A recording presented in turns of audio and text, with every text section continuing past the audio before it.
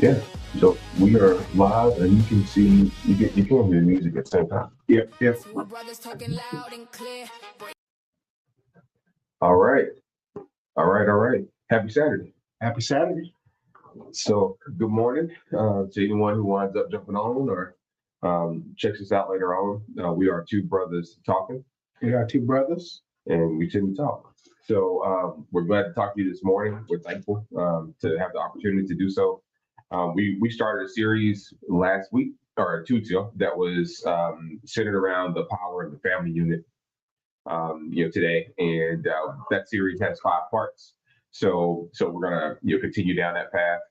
Today's part and today's episode. Let me take a step back. Will be more like last week's, our last episode, which was a bit shorter and more condensed and focused on a specific topic within the family unit.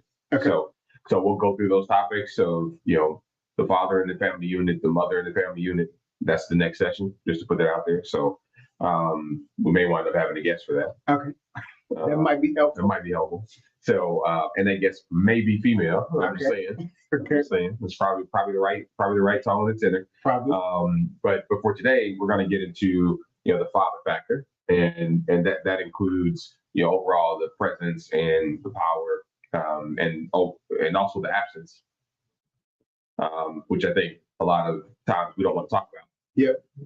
But it's real.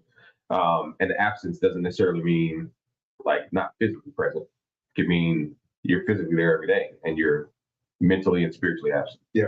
Right. So, and emotionally absent. So we're going to dig into that today, and we'll be pretty concise. We'll wrap this up in about 30.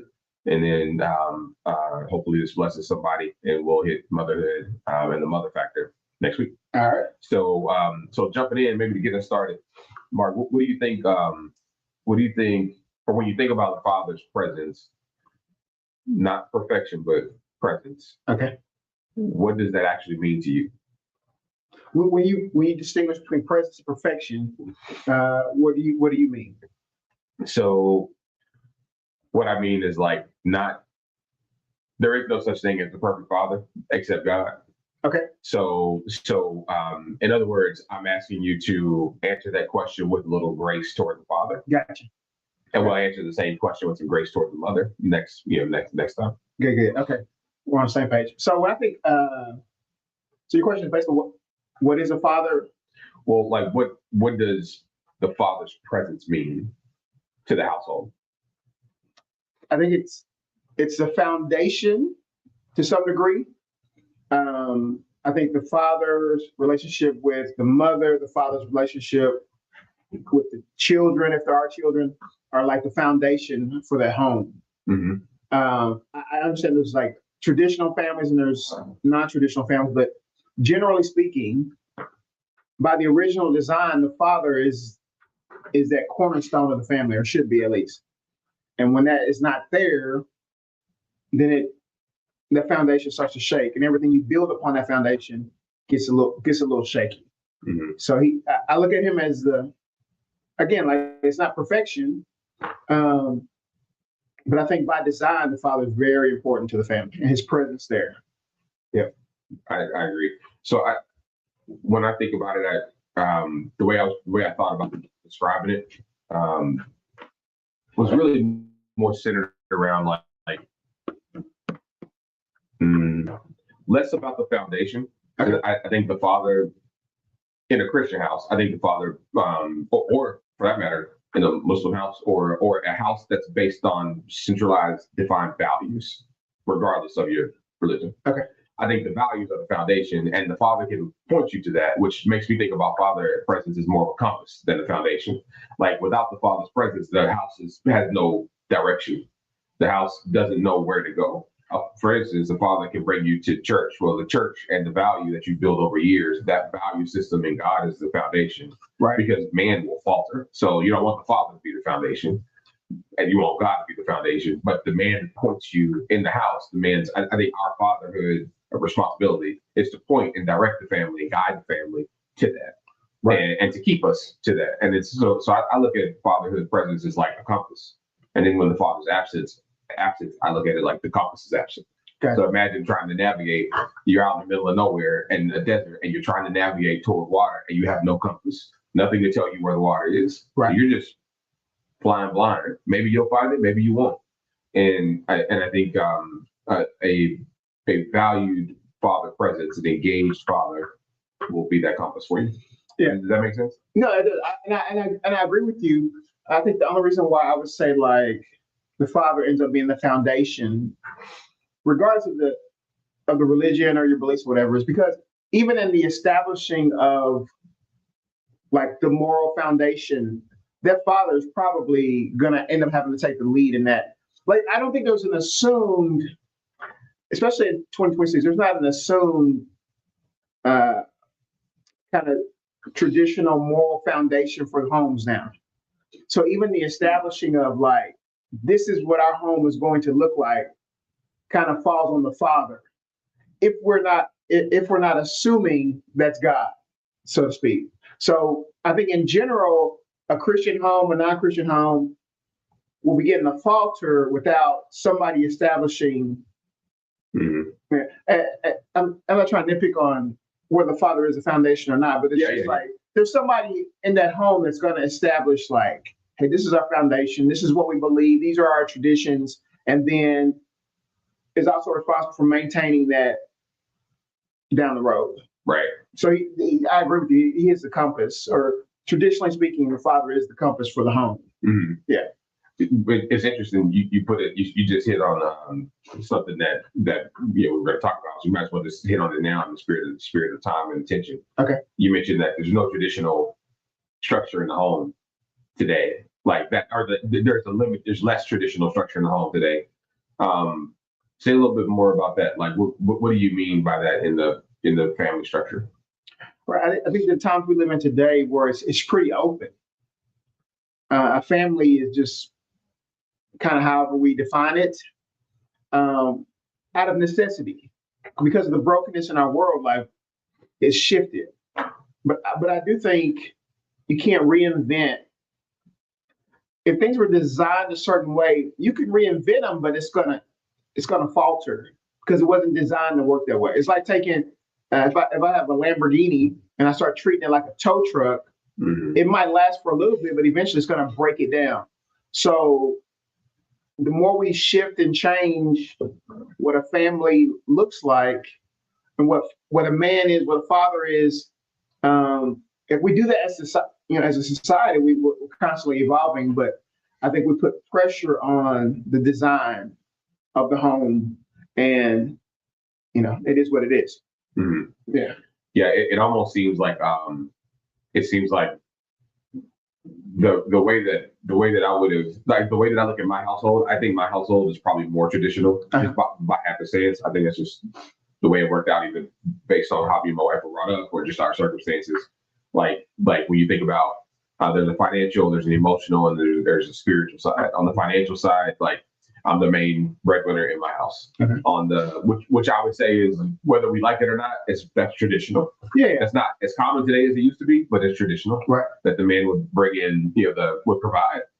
The second piece, emotional, the least emotionally volatile person in the house is me. Okay. Meaning that my emotions inside, they're just like everybody else's, because I'm human.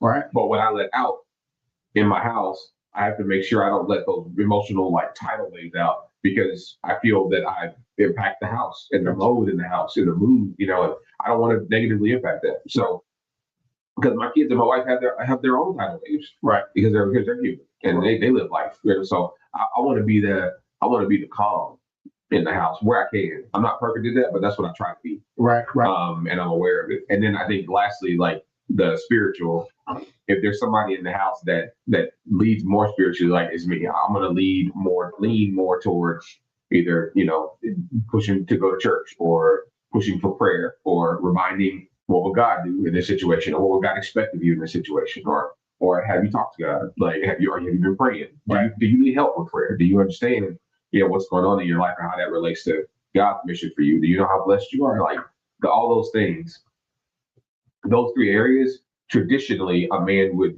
the father in the house would do those things. Today, I think it's more split. I think a lot of women are doing those things because they need they need those things done for themselves and for the children in the house. And if the father doesn't know how to do it, then the women are doing it. And I think actually that's been going on longer than we believe. Because if you think about it, who's usually when you think about when you were going to church as a kid, no matter what your religion is, there were a whole lot more women in church than men. Right, right. And that's not just because women outnumber men in the world. That's because more women were having to be the compass in the house, and fathers we were slack. Right. You know, like we weren't getting up to go to make sure the family was at church, Right. and to make sure the family had X, Y, and Z, or gave and you contributed in the community, served. Like that's actually the minority. Yeah. I think you see where things falter. Like you're giving an example of church and who attends church. The man is usually the one in the equation that kind of like drops the ball a little bit. So that is a common pattern, and we see like in the home, if the father is not where he needs to be, then the woman has had to step up and take on some of that role, and that's basically that's just a natural consequence of the man not being there. Somebody else has to step up for the sake of the family, and the woman has done that for a long time. So then I'm going to ask you a very pointed question. Okay. In the spirit of being real direct. Okay. So what does that do to women? So what has that done to women today? So the woman evolves. So the woman takes on more of the traditional man roles and personality, and they become that whatever the father was, they take on that role, and they basically begin to evolve into this 2026 woman. Yeah. That's not neither bad or good. I'm just like speaking like it's just a consequence. Fact. Yeah, just a fact. So yeah, I think women have changed a lot. They're stronger. They don't necessarily need a man anymore. It's just it is what it is. So I do think that I don't think the need for what a man should be has changed. I think they don't need the men of today. Okay, explain. So the men of today don't do the things that we're saying the traditional man really, fatherhood like would present. Okay. So since the men don't do that today, they don't need the men of today because that man's not going to fulfill that role. Right. So that's why the need has changed. Like the desire to get a man of today, and I'm speaking in general terms, right, is less because when they interact with a man, like a lot of times he's still a boy. Yeah. Like he's 35 and he doesn't have anything together and he hasn't put his life together and with the intent to be that father at some point in his life. Like that's not his intent. Right. So in general terms, I think the other answer to the question, because I agree with what you said, I think the other answer to the question of what has it done to women, I think it makes women very resentful. Oh yeah. I think we have scarred, men have scarred women and we don't want to acknowledge that.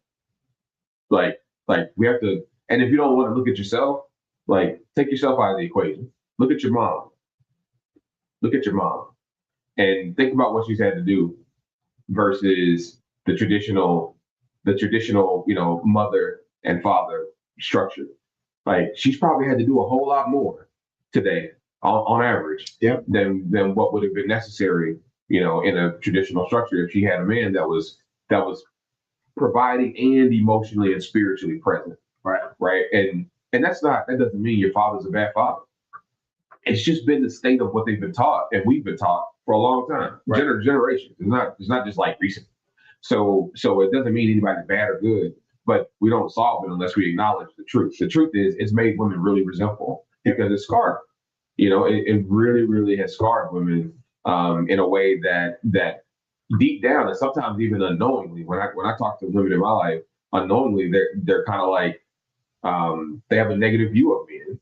Yeah. And so there's a side of them that wants a man and wants a father figure in their home. And, if they have kids and they want someone to come help them with their kids, right. In a positive way. But they also have some resentment toward the men that they've experienced life with. Right. And they're just like, well, are you going to contribute or are you not? Like, are you really going to help or not? And you end up just like, I'll just depend on myself. I'm not going to trust. Basically. There's no reason for me to take that chance and try to trust this person. I'm gonna bring as much as I can to the table. I'm not gonna even have to depend on you at all. And again, that's just that's not what the family was meant to be by design. And so when you start working the family outside of its design, then it just starts to crumble a little bit. Mhm. Um, it is what it is. That's right. That's where I think the extended families, like today, has really taken on a lot more than they used to too. Right. Because they have to like they have to jump in, and the aunts and the uncles and the cousins, like they have to kind of jump in and help because and they don't realize they're helping. Right. But that's just how good God is. He just makes it that way.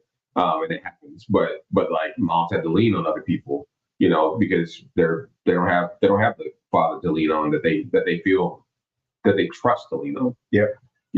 I guess when the father is present, what does that allow the mother to do? I think the mother, well, I think father, I think protection, I think source, I think the word father even comes in the Greek and Latin is word pattern. It's where we get pattern from. So the father is a pattern, he's the model. Mm-hmm. And so I think when you remove those things, the woman can't fully be what she brings to the table. Sure. I can't do the things that my wife does with our children. Like I can do them, but it's not the same, and vice versa. So if you remove the father doing what he's supposed to do, then it's harder for the woman to fully do all the things that she would want to do because she's trying to fill both roles. Yeah, and it's just I think it goes back to what you said earlier. It builds up resentment, frustration, and then it ultimately. I don't want to say it wears down the woman because women have just evolved and become stronger, but it's just a negative for the home. I would say it has impacted mental health of women, Yeah, for sure. Like, and I don't think that's about women being weak. Women, I grew up in a house of women, so my mother, my grandmother, and then for a period of time, like my older cousin and my aunt, my mother's sister. And this is between my mom's getting married, and I grew up in a house full of really strong-minded and strong-willed, and even like career successful Black women, and like seeing that women are strong. Like I've never questioned that. I've always had an appreciation for how strong women are. At the same time, you're still human, right? And you're not built for everything, right? And we all have our designs, that God put in us, and our things that we're supposed to fulfill, and we choose sometimes not to fulfill them. Right. And when that happens, I think it just wears anybody down. Yeah. And that mental health struggle is real. Like look at every statistic out there, from just general mental health studies to the end game, like suicide rates, people leaving their families, like because it's too much, and I guess lots of things that whether we like it or not prove that's not how we were designed to have a family structure. Right. I think it's okay to say, I don't think it's a knock to women to say it's too much for anybody. I remember when I was going through a divorce, and I remember just having to balance working full time and then the kids being home and then trying to be present when the kids are home as you're trying to balance finances and stuff, and then trying to deal with your own mental health. And then, I want to date. Like trying to balance all that is a lot. I don't think it's supposed to be that way. Let's just say it that way. I don't think it's supposed to be that way. And so again, like anytime you put that much pressure on a Lamborghini and try to treat it like a tow truck, it just over time it just becomes too much for anybody. Women have done a great job, obviously, because they just keep it moving, right? Yeah. But it's not ideal. That's right. So with that, like pivoting from the mother to the child. Okay. Like what how does the child internalize? And when I say child, I mean the child of the father. That this might be an adult. Yeah. By now, So it doesn't. I'm not using child as an age reference. Right. So how does the child internalize when a father's physically present? Because you just made this example, physically present, but maybe not emotionally present. Physically, but not emotionally. So I think the child is looking for the pattern, looking for a good model. Like, who am I supposed to be? So if the father's there, but not really there, then you're just constantly looking for like affirmation or identity, or like you're trying to answer all these questions that a father is supposed to help you answer. And now you're trying to figure it out on your own. So now you're going to social media, or now you're going to your friend group, or you're going to all these other things to try to figure out, like, who am I? Like, where am I? How do I fit in this world? What is my purpose?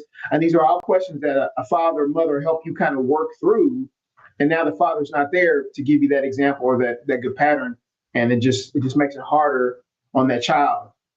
So now they got to figure it out on their own, and that doesn't ever turn out well. Like, I literally just came from a basketball game, and a fight broke out in the stands. It was just chaos. It was all these young people. And in my mind, I'm sure some of those kids have parents there, but I knew, like, if I get in trouble outside my home, when I come home, I have to, there's consequences that I'm going to have to deal with.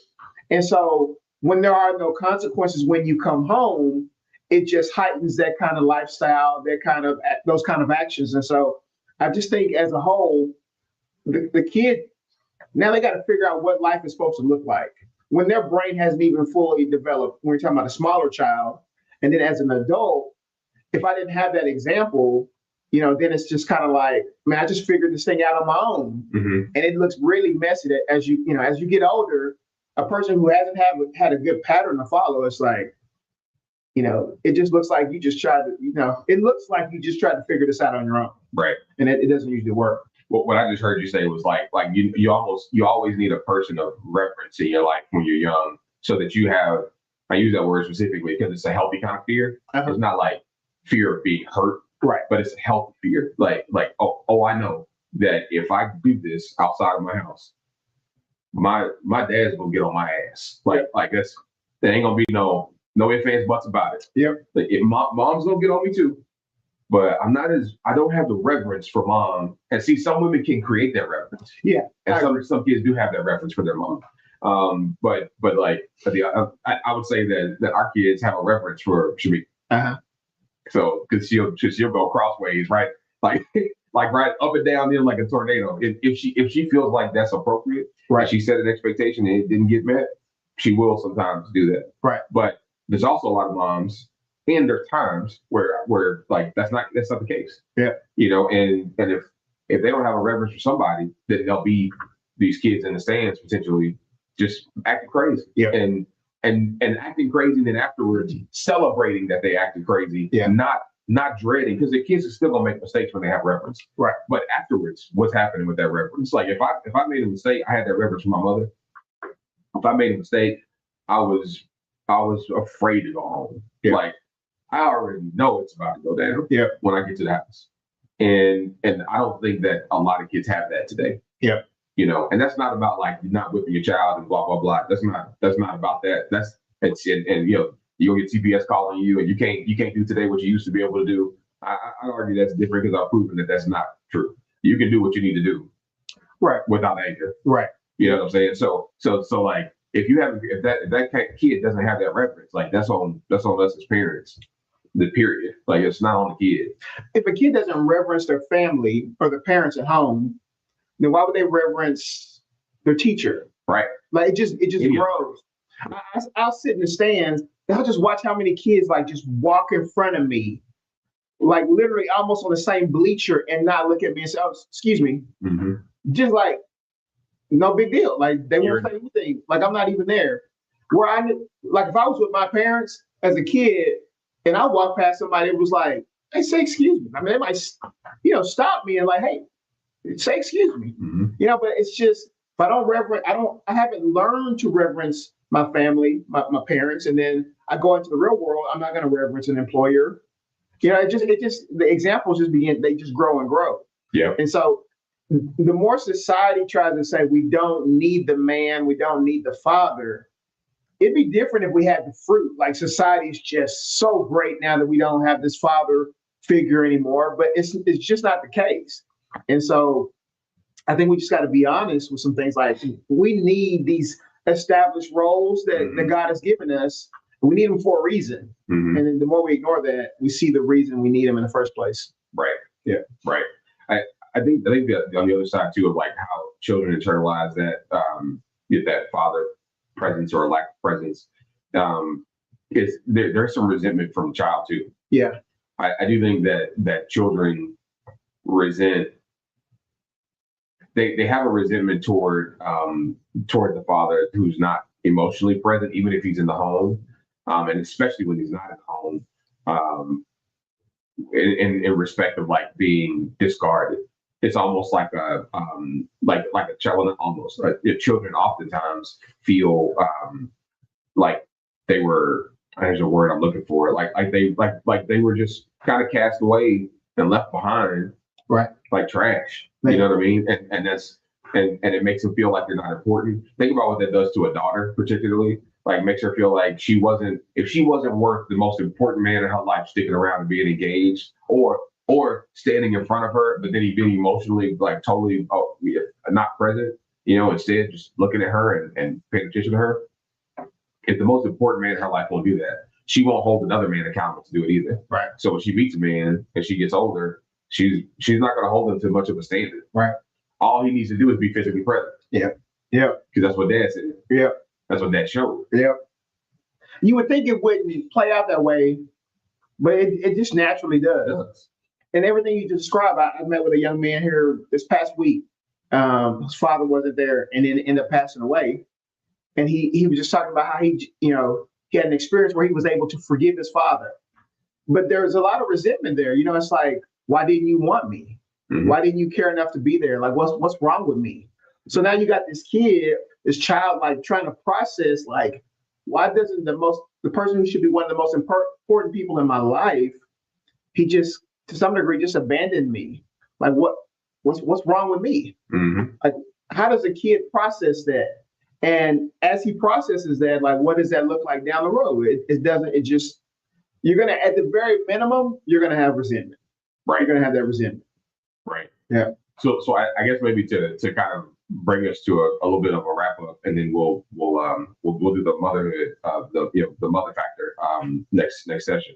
How would you suggest that the men of today heal the void of the father wound? Like the father wound is what I'm referring it to as, like, today in society. Right. That lack of presence. And that doesn't mean like you're not in the house. That just means that you might not be doing everything that the father role is accountable to. Right. So what are some of the things you would say that men can do today to help heal that? Yeah, I think number one, take personal accountability. So like, hey, what am I doing or not doing as a father? What can I do better? How can I improve? And we all can improve it at different moments. 100%. Right? Yeah. And then the other thing is, like, as a society, when I see gaps in somebody else's life, I'm not saying try to be somebody else's father, but as much as you can help fill that gap, man, do it. Mm-hmm. I have moments where there's a young man who I've been mentoring. Like, I realize I have my own kids. I cannot be this kid's father.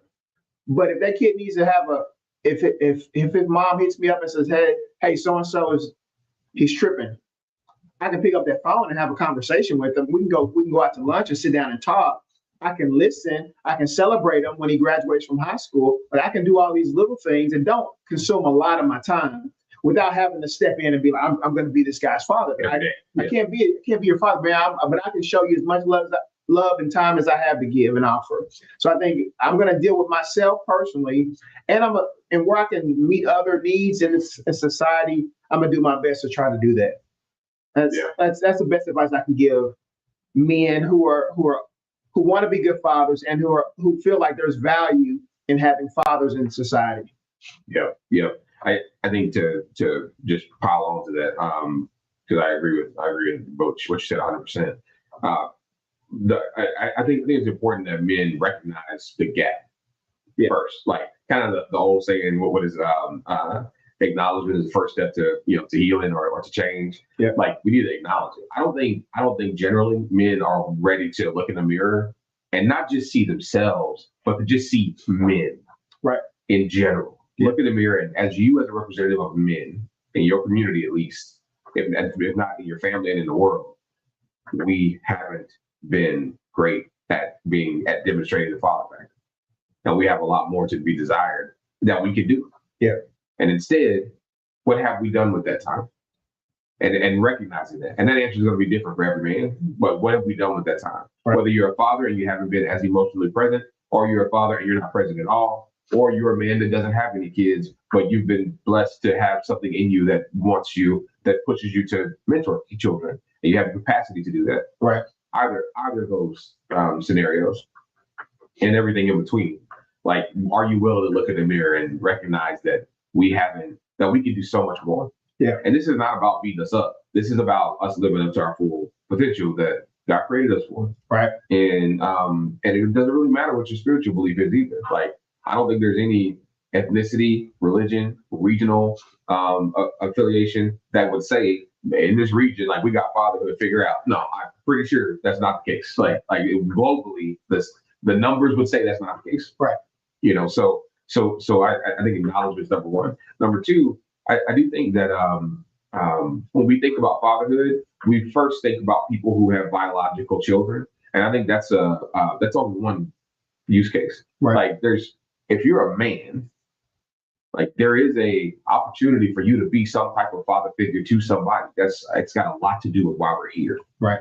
And you don't have to be old, as my kids say we are.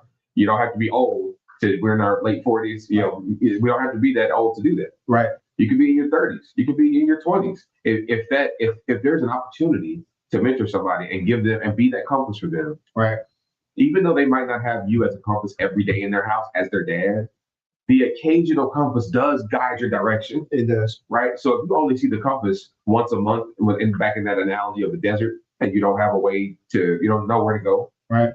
If you see it once a month, at least that once a month is an occasional arrow saying, go this way, like, go this way. And yeah, they might stray a little bit more because they don't get that arrow every day. Right. Because you're not their dad. But every time they stray, they'll see you come back in and I'm going straight a little bit. Let me get back over here. Right. And I think that's an opportunity that's so ours to seize. Like we should own that. Yeah. And I think if we accept that, then that makes things very simple. The last thing is I think we have to be less busy so that we have time to do it. Like we tie ourselves up, and I'm definitely talking about, like, all of us, me included. Like, we tie ourselves up being busy with lots of things, right? And it's usually chasing the bag oriented, and like, that's chasing the bag is not wrong, but at the sacrifice of demonstrating what God put in you as a father figure, as a man, it is wrong. Yeah. So sometimes we have to prioritize, like, okay, I'm going to spend this time chasing the bag. I'm going to make time, like you have, for mentoring that young man. Yeah. I'm going to make time for that. Even though I'm not doing it every day, like, I still got to make time for it occasionally. Yeah. For that lunch, for that breakfast, for that phone call.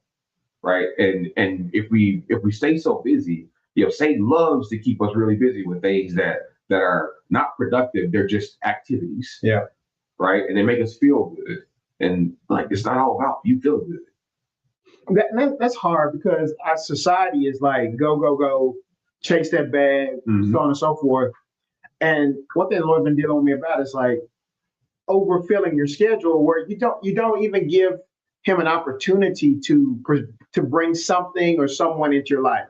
Like, you don't have time to stop and have this conversation with this person who's over there looking like they're going through something. You only have 5 minutes to sit there and go pray with them because you just go. Because there's this assumption in our society that we need to just constantly I'm constantly on social media, or I'm constantly working, or I'm doing all these things. I filled up my 24 hours, and there's no room for him to call us to do anything, and that ends up impacting our children and impacts our ability to step in there and help somebody who needs a father but doesn't have one, needs that compass, or it doesn't even have to be on a continual basis. It could just be just like that conversation, but we don't even have the time for the conversation because we no longer see that as something of value.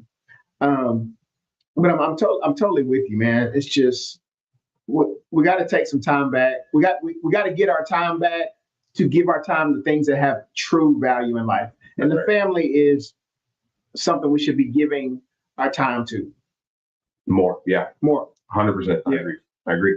Well, cool. Well, so just keeping our commitment to the time constraint. One, we hope that this bless somebody, and we're thankful to have the opportunity to share some of these sentiments and thoughts, and then some suggestions how we heal. Next episode, we're going to talk about the mother factor, and we'll likely have a guest or two to help us along with that, because who better to hear from than a mother? Yeah. So we want to make sure that we create that voice. So if you guys have any questions, feedback, on this session, welcome it. Otherwise, y'all stay blessed. Have a great weekend. We'll catch you on the flip side.